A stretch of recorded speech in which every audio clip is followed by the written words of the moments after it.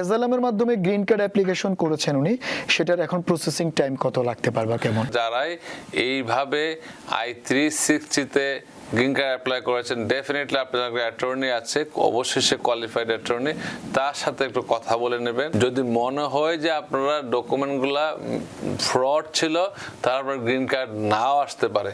তো যদি ডকুমেন্ট সঠিক দিয়ে থাকেন, গ্রিন কার্ড একটু লেংদি প্রসেস, কারোটা কুইক আসে, কারোটা একটু লেট হতে পারে।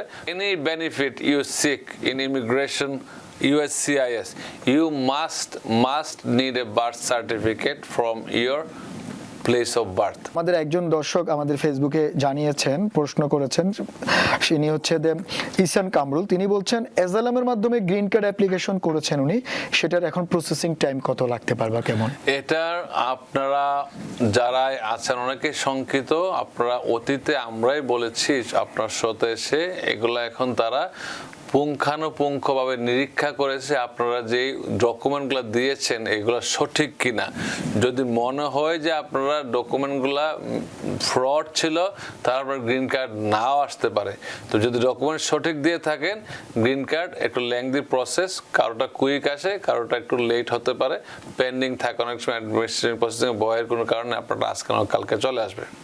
আচ্ছা, আরেকজন আপনার বলতেছে, আপনার নাম হচ্ছে মুমিন, তিনি বলছে F1 থেকে I-485 করতে যাচ্ছেন উনি, সেই ক্ষেত্রে উনি বার্থ সার্টিফিকেটটা প্রয়োজন কিনা? আপনি ইমিগ্রেশনের যে কোনো ফাইল করেন না কেন, any benefit you seek in immigration USCIS, you must need a birth certificate from your place of birth. অন্য কোথা থেকে বানাই দিলে হবে না। হ্যাঁ, কনসুলেট দিতে পারে, কিন্তু আপনার বার্থ সার্টিফিকেট ইজ মাস্ট, এবং অবশ্যই সেটা সঠিক হতে হবে। সঠিক হতে হবে, বানান, নামের বানান থেকে শুরু করে তথ্যগুলো যাতে মানে গরমিল না থাকে, এটা খুবই ইম্পর্টেন্ট। মনে হয় আমাদের একজন দর্শক আছে ফোনে, আমি একটু প্রশ্নটা নিয়ে আপনার কাছে আসছি। দর্শক, আপনার নাম বলে প্রশ্নটি করুন।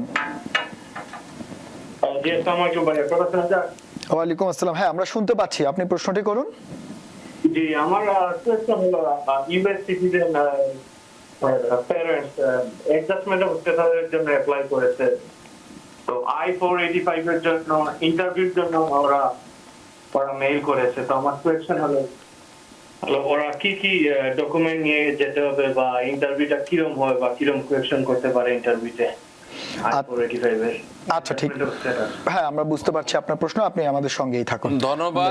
প্রথমেই বলবো, যারা নিজেরা এই ধরনের ফাইল করে থাকেন বা কারো সহায়তা নিয়ে থাকেন, আপনারা একটু সতর্ক থাকবেন। আমি সবসময় বলি, ইমিগ্রেশনও বলে রং হেল্প অলওয়েজ হার্ট। আপনার এটা জীবন মরণ একটা জিনিস। যদি কোনো কারণে সন্দেহ হয় আপনার গ্রিন কার্ডটা নাও হতে পারে, কোয়েশনেবল হতে পারে, আপনাদের উচিত হবে, আমেরিকানরা যা করে, যে কোনো ইন্টারভিউতে গেলে একজন অ্যাটর্নি তারা শরণাপন্ন হয়, অ্যাটর্নি আপনার সাথে রিপ্রেজেন্ট করে। এটা ভেরি ইম্পর্টেন্ট। যদি আপনি যে স্টেটে থাকেন না কেন, আপনার পছন্দ মতো একজন অ্যাটর্নির সাথে যোগাযোগ করবেন, সেজন্য আপনার সাথে রিপ্রেজেন্ট করে আপনাকে, তখন সে একটা মক একটা ইন্টারভিউ নেয়। আমরা যারা অ্যাটর্নিরা আছে, আমরা চাই যে প্রথমে গেলে পরে কি ধরনের প্রশ্ন করতে পারে, ওয়ে দ্য সেটআপ, আপনারা প্রিপেয়ার করবেন যাতে নার্ভাস না হয়। সঠিক তথ্যগুলো আপনি দেখেন অনেক সময় আপনি সঠিকভাবে বলতে পারছেন না, সেটা আপনার প্যারেন্টস আপনার একটা জীবন মরণের একটা প্রশ্ন। এই ইমিগ্রেশনের ক্ষেত্রে আজকে যদি গ্রিন কার্ড ডিনাই হয়, আপনার কোনো বেনিফিটই পাচ্ছেন না। তো বেটার আপনি, অবশ্যই আমরা আপনার প্রশ্ন উত্তর দিচ্ছি, আপনার যে ছেলে বা আপনি যে মেয়ে, তার প্রমাণটা সঠিক হতে হবে এবং তারা এটা যাচাই বাছাই করবে। অনেকে, যেহেতু আপনি একটা স্টেপ পার হয়ে এসেছেন, মানে না যে আপনি বাংলাদেশ থেকে বাবা মা নিয়ে এসে তখন তো আর বিশ্বাস করে দিয়েছে, কিন্তু এখানে অনেক প্রশ্ন আসতে পারে। তো এগুলো আগে ইন্টারভিউ হতো না, এখন ইন্টারভিউ হচ্ছে। সবচেয়ে ভালো হয় যে আপনাদের মতো অভিজ্ঞ একজন অ্যাটর্নির শরণাপন্ন। ম্যারেজ বেস পিটিশনগুলো আমরা যে অতীতে করেছি, কয়েক মাস আগে আমরা করেছি, ইন্টারভিউ লাগে নাই, অটোমেটিক তার বাসায় বাইরের রেজিস্ট্রেশনের পলিসি ছিল যে যেহেতু 2 বছরের গ্রিন কার্ড দেবে, তখন তারা করতো কি উইদিন 5 to 9 মান্থসের ভিতরে গ্রিন কার্ডটা তার বাসায় অথবা আমাদের অফিসে মেইলে চলে আসতো। কোনো ইন্টারভিউ লাগতো না, কারণ তাদের ছিল যে একটা ছেলে মেয়ে 2 বছর সংসার করে যখন চাই 7-5 I-1 ফাইল করবে কন্ডিশন রিমুভ করার জন্য, তখন তার ইন্টারভিউ যদি মনে করে সন্দেহ হয় ইন্টারভিউ নেবে, ইন্টারভিউ নিত না। কিন্তু প্রথমে ইন্টারভিউটা ওয়েভ ছিল, এমনকি প্যারেন্টসের ইন্টারভিউ আমরা কোনো সময় ইন্টারভিউ দিতে হয় নাই। কিন্তু এখন সিস্টেমে যদি আপনার সিকিউরিটি কোয়েশ্চনে অনেক প্রশ্ন করতে পারে, এই ক্ষেত্রে তাদের ইন্টারভিউটা তারা ডাকতেছে এবং আপনার প্রিপেয়ার থাকতে হবে। মইন ভাই ধন্যবাদ, আপনি অনেক সুন্দর করে গুছিয়ে উত্তর দেন, সেজন্য আসলে কমিউনিটির অনেকেই আসলে আপনার প্রশ্নের উত্তরের জন্য অপেক্ষা করে, কারণ আপনি যেভাবে গুছিয়ে বলেন অনেকে সেই জায়গাটা আসলে কনফিউজ থাকে এবং খুব সহজ। আমাদের আরো একজন দর্শক রয়েছেন টেলিফোনে, আমরা একটু প্রশ্নটা নিয়ে আসি। হ্যাঁ দর্শক, আপনি আপনার নাম বলে প্রশ্নটি করুন।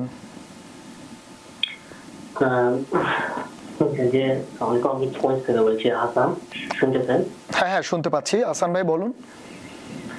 জি, আমার কোশ্চেন ছিল সময় অ্যাটর্নির কাছে। আমি গ্রিন কার্ড ফাইল করছি 1 বছর হয়েছে, এটা বেস মাওয়া অ্যাপ্রুভ। তো এটা আপনার ইউএসসি সার্ভিস সেন্টার ছিল নেব্রাস্কা, বাট জুরিডিকশনের জন্য যে ফিল্ড অফিস কুইন্সে, সম্ভবত যেহেতু আমি কুইন্সে থাকি, তো আমি যখন প্রসেসিং টাইম চেক করি তখন এভারেজ টাইম 16 মাস দেখায়, বাট আবার যখন ডেট দিয়ে ইনকোয়ারি করি তখন 36 মান্থ দেখায় 2027 সাল। একটু কি আমাকে আইডিয়া দিতে পারবেন যে এই বেসে কত সময় লাগতে পারে? আমি একটু কনফিউজ আছি।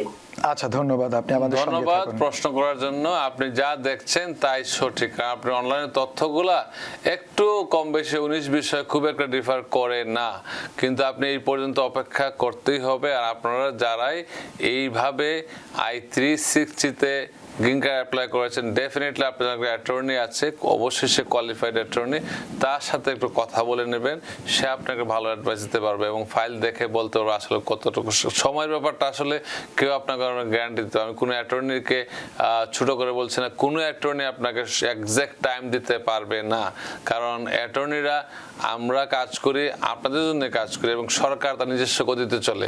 যেমন অ্যাসাইলাম কেস আগে আমরা দেখতাম যারা 16 সালে ফাইল করে তাদের ইন্টারভিউ এখনো হয় নাই, ওয়ারেস এখন অনেকের 1 মাস 2 মাসের ডেট চলে আসছে।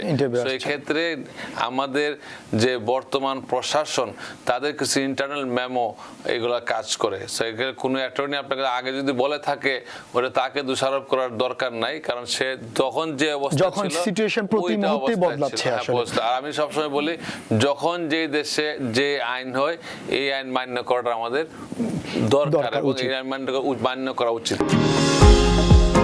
নিউ ইয়র্ক থেকে সম্প্রচারিত TVN 24 টেলিভিশন বিশ্বজুড়ে বাঙালির কণ্ঠস্বর।